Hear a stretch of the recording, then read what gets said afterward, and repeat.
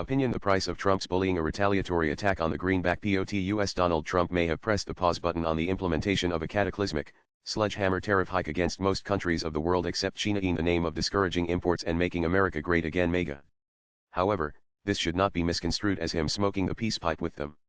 His bullying and stomping tactics in geopolitics, as well as global trade, are likely to continue for the duration of his term. Other nations, too, are unlikely to take it lying down.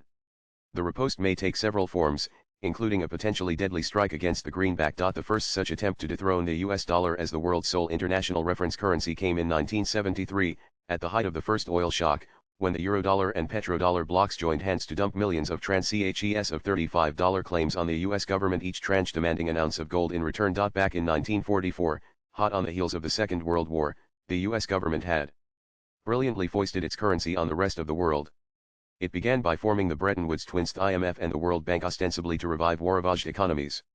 Almost immediately after, it announced the gold exchange standard. IMF member nations could present tranches of US 35 and receive an ounce of gold in exchange. If you thought this was an honest attempt to underwrite the dollar with solid gold backing, perish the thought. The US never had that much gold in reserve.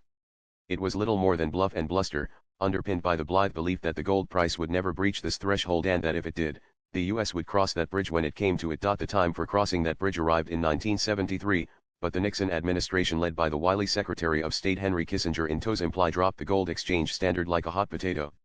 The gullible world had long believed the standard was cast in stone, when in truth it was made of straw. The mutiny was thus crushed through the simple expedient of what, in legal terms, is called a breach of trust. What's more, the US dollar soldiered on as the international reserve currency, unfazed, firmly entrenched, and having become a byword for foreign exchange, much like Xerox for photocopying. The advent of the euro in 1999 slightly eased this stranglehold. While the Russian attack on Ukraine rendered Russia a pariah in the Western world, India seized the opportunity to purchase oil from it in INR. This trend is now capturing global imagination, so much so that the US dollar's share in settling international trade has fallen to 58%, or with a near identical reduction in its share of global forex reserves as of 2023, down from a dominant 80% just a few decades ago. Eurozone members now conduct trade among themselves in euros, further edging out the US dollar. While it may take considerable time to loosen the vice-like grip of the US dollar on international trade and investment, the fact that the quantum of greenbacks circulating outside the United States now exceeds that within could be disquieting for the Trump administration. China, bearing the brunt of the US tariff offensive more than any other nation, has accumulated an estimated US $3 trillion in reserves and now appears poised to teach the Trump administration a lesson by offloading a sliver of its US Treasury bonds onto the market. This incipient rebellion has already set the cat among the pigeons in Washington's policy circles. And if China were to join hands with other nations in an effort to humble the dollar, whether by shorting it or otherwise undermining its status, Trump administration may well come to regret having raised the stakes. To be sure, China is aware that such retaliation could inflict short-term financial losses.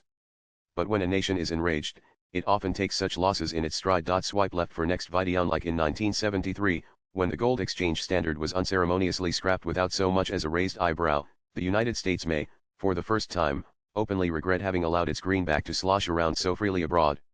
It should have recognized long ago that the status of an international reserve currency is a double-edged sword. That the US never truly deserved that status but nevertheless secured it thanks to the slimy and deceptive gold exchange standard could be a subject of another article, another time. The writer is a senior columnist. He tweets Smerlid Haran. Views expressed in the above piece are personal and solely those of the author. They do not necessarily reflect News 18's views. Latest blogs.